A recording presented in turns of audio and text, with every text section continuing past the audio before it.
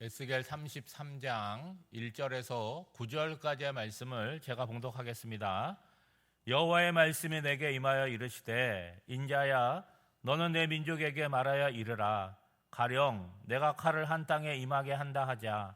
그 땅 사람이 자기들 가운데에 하나를 택하여 파수꾼을 삼은 그 사람이 그 땅에 칼이 임함을 보고 나팔을 불어 백성에게 경고하되 그들이 나팔 소리를 듣고도 정신 차리지 아니하므로 그 임하는 칼에 제거함을 당하면 그 피가 자기의 머리로 돌아갈 것이라. 그가 경고를 받았던들 자기 생명을 보존하였을 것이나 나팔 소리를 듣고도 경고를 받지 아니하였으니 그 피가 자기에게로 돌아가리라. 그러나 칼이 임함을 파수꾼이 보고도 나팔을 불지 아니하여 백성에게 경고하지 아니하므로 그 중에 한 사람이 그 임하는 칼에 제거당하면 그는 자기 죄악으로 말미암아 제거되거니와 그 죄는 내가 파수꾼의 손에서 찾으리라. 인자야 내가 너를 이스라엘 족속의 파수꾼으로 삼음이 이와 같으니라. 그런즉 너는 내 입의 말을 듣고 나를 대신하여 그들에게 경고할지어다. 가령 내가 악인에게 이르기를 악인아 너는 반드시 죽으리라 하였다 하자. 내가 그 악인에게 말로 경고하여 그의 길에서 떠나게 하지 아니하면 그 악인은 자기 죄악으로 말미암아 죽으려니와 내가 그의 피를 내 손에서 찾으리라. 그러나 너는 악인에게 경고하여 돌이켜 그의 길에서 떠나라고 하되 그가 돌이켜 그의 길에서 떠나지 아니하면 그는 자기 죄악으로 말미암아 죽으려니와 너는 내 생명을 보존하리라. 아멘. 오늘 33장은 에스겔서에 있어서 굉장히 중요한 전환점을 이루는 장입니다. 지금까지 에스겔은 유다의 멸망과 또 열방의 멸망에 대한 그 심판을 선포하였습니다. 그래서 33장에서는 드디어 예루살렘 성이 함락이 되는 거죠. 그래서 회개와 회복에 대해서 선포를 하면서 그들에게 소망의 말씀을 전해지는 것으로 이어지고 있습니다. 오늘 본문의 말씀은 에스겔서에서 3장에도 동일하게 나오는 말씀이에요. 3장 17절에 보면 이렇게 말씀하고 있습니다. 인자야 내가 너를 이스라엘 족속의 파수꾼으로 세웠으니 너는 내 입의 말을 듣고 나를 대신하여 그를 깨우치라. 오늘 본문 7절에도 하나님께서 에스겔을 이스라엘의 파수꾼으로 세웠다고 말씀하고 있습니다. 여러분 에스겔서 3장은 에스겔이 파수꾼으로 부름받은 직후입니다. 예루살렘은 아직 멸망하지 않았어요. 그러니까 에스겔은 그 유다의 다가올 심판에 대해서 경고해야 했죠. 그런데 오늘 에스겔서 33장에서는 상황이 달라진 것입니다. 예루살렘이 함락을 한 거죠. 심판이 어떻게 됐습니까? 현실이 되었다는 거예요. 그러니까 이 멸망에 대해서 예언할 필요가 없게 된 거죠. 그럼 뭘 예언하겠습니까? 이제라도 회개하면 돌이킬 수 있는 기회가 있을 것이다. 하나님께서 너희들을 도와주실 것이다. 회복의 말씀, 소망의 말씀을 선포하게 되는 거죠. 따라서 에스겔서 3장은 다가오는 심판을 경고하는 말씀이라고 한다면 오늘 33장은 심판을 경험한 백성들에게 여전히 돌이킬 소망이 있다, 회복할 길이 있다라고 말씀하고 있는 것입니다. 여러분 하나님께서 에스겔을 파수꾼으로 부르셨다고 했는데 우리에게는 좀 익숙한 표현이 아니잖아요.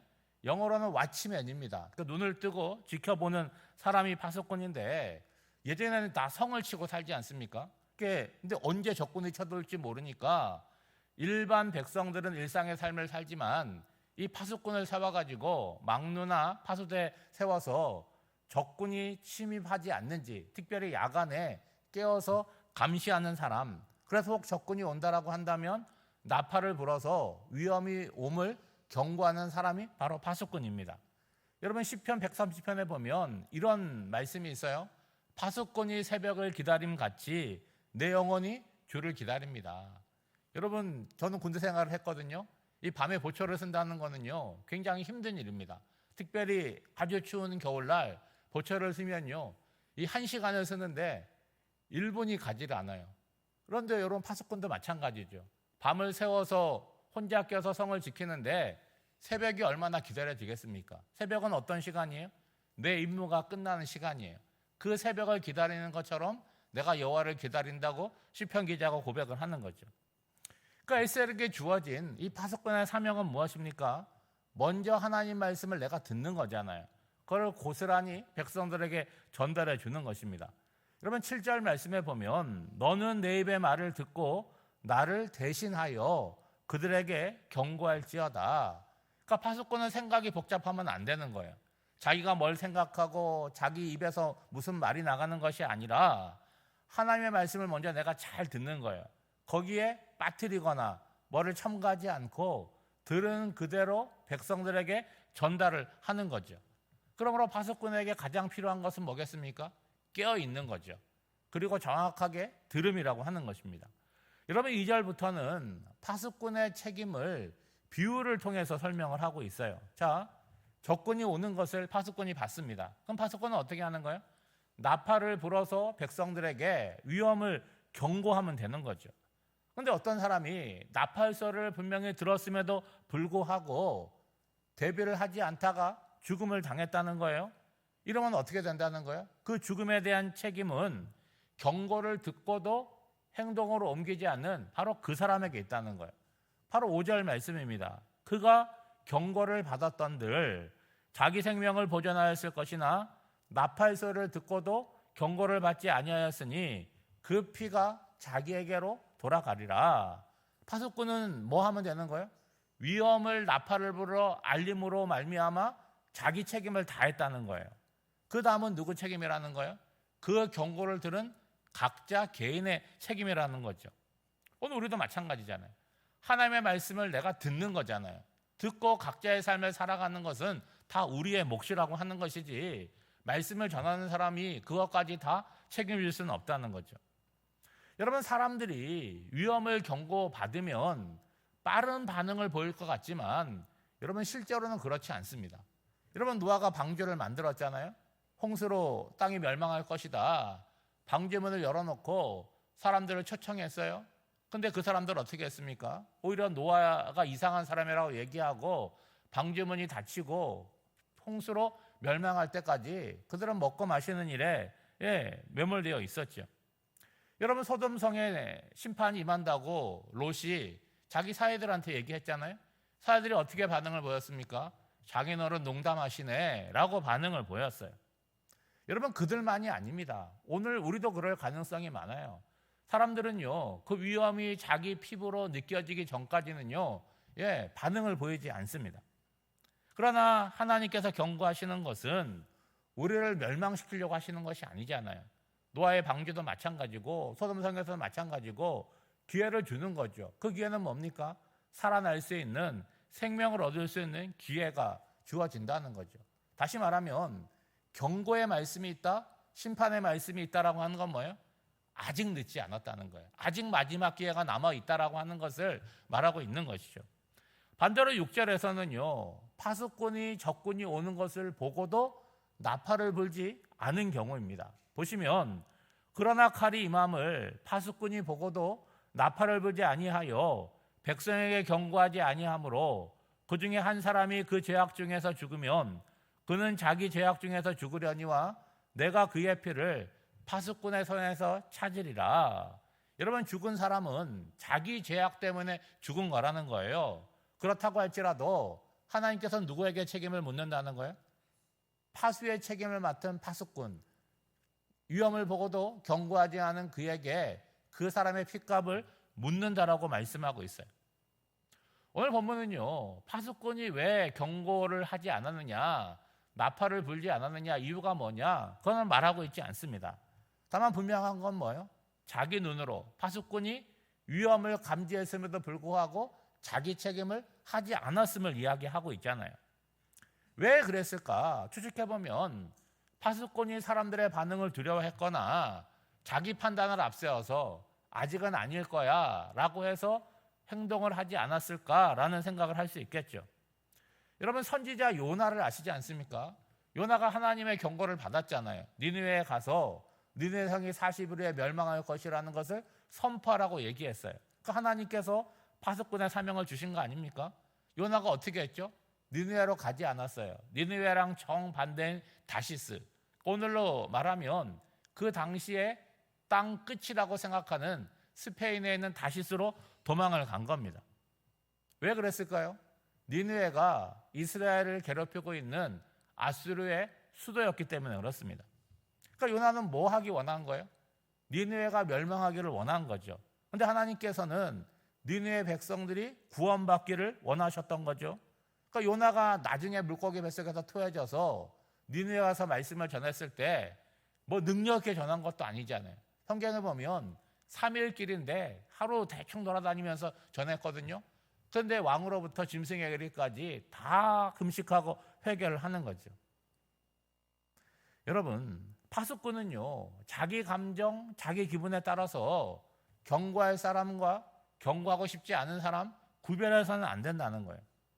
하나님의 마음을 갖고 모든 사람이 구원을 얻고 생명을 얻을 수 있도록 자기 책임을 다하는 사람, 그 사람이 파수꾼이라고 하는 것이죠.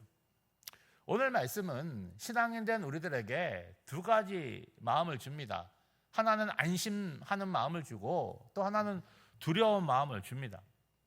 우리는 말씀을 늘 듣는 사람 아닙니까? 그리고 그 말씀을 듣는 것으로 끝나지 않고 삶으로 살아내야 되는 사람이라는 거예요. 그러므로 우리의 사명은 먼저 뭐예요? 잘 들어야 되는 거예요. 그리고 그 말씀을 내 안에 잘 새겨야 되고 누군가에게 잘 전달해야 되는 거예요. 그리고 그 결과에 대해서 우리에게는 책임이 없다는 것이 우리가 소망일 수 있다는 거예요. 그와 동시에 두려움은 무엇이겠습니까? 하나님의 말씀을 제대로 듣지 못하거나 들었어도 외면하는 경우를 얘기할 수 있겠죠. 때로는 내가 복음을 전해야 된다는 그런 의식은 있지만 저 사람은 안 될 거야. 저 사람은 내가 이런 말하면 싫어할 거야. 아니 불편해할 거야. 그래서 말을 하지 못하거나 반대로 마치 하나님의 생각이라고 하는 건데 하나님의 생각이 아니라 내 생각을 하나님 생각으로 포장해서 말한다라고 한다면 그게 두려움의 문제라고 하는 것이죠. 우리는 이 시대에 파수꾼으로 부름받은 사람들이라는 거예요. 파수꾼의 사명은 뭡니까? 다른 사람을 정죄하고 판단하는 사람이 아니라는 거예요. 하나님의 경고는 뭡니까? 죽으라는 것이 아니잖아요. 심판하시겠다는 것이 아니잖아요. 뭡니까?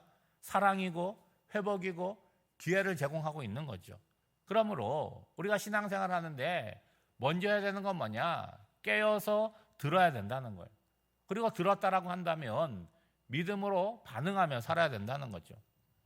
결과에 연연하지 말고 오늘 주어진 삶을 말씀으로 살다 보면 그 시간이 쌓이고 쌓여서 우리의 신앙인 된 삶으로 채워지게 되는 것이죠. 오늘 한 날도 하나님의 말씀에 귀를 기울이고 삶으로 신앙을 증거하는 저와 여러분이 되시기를 주님의 이름으로 축복합니다. 기도하겠습니다. 하나님 아버지, 똑같은 말을 듣고도 다르게 이해할 때가 있습니다. 우리에게 들을 길을 주사 주님의 말씀을 정확하게 듣게 하시고 믿음으로 반응하며 살아가게 하옵소서. 좁은 소견과 편견에 머무르지 않고 하나님의 마음과 시선을 갖게 하옵소서. 넓은 마음으로 주변을 품고 하나님의 사랑과 일하심을 나타내게 하옵소서. 눈물로 씨를 뿌리는 자는 기쁨으로 그 단을 거둘 것이라는 말씀을 기억하며 일상의 삶을 하나님의 사람으로 신실하고 성실하게 살아가게 하옵소서. 미얀마 단기 선교팀이 미얀마 땅에 무사히 도착하고 또 잘 통과를 해서 숙소로 돌아갔다는 소식을 듣습니다.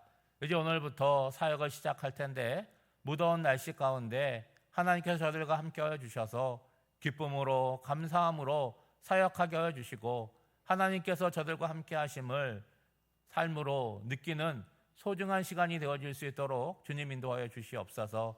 오늘도 사랑하는 성도들에게 하루의 기회를 허락해 주셨습니다. 각자의 세우신 자리에서 우리의 부름받은 파수꾼의 사명을 잘 감당하게 하여 주시고 무엇보다도 세상 가운데서 우리에게 허락하신 복음을 증거하는 사명을 잘 감당하는 하루가 되게 하여 주시옵소서. 육신의 연약함과 여러 가지 삶의 문제로 힘들어하는 성도들에게 하나님 함께하여 주셔서 하나님을 바라보게 하여 주시고 주님을 의지하며 그 힘든 시간들을 잘 이겨낼 수 있도록 주님 인도하여 주시옵소서. 오늘 한날의 삶도 성령 하나님께 온전히 맡겨드리오며 이 모든 간구를 예수님의 이름으로 기도하옵나이다. 아멘.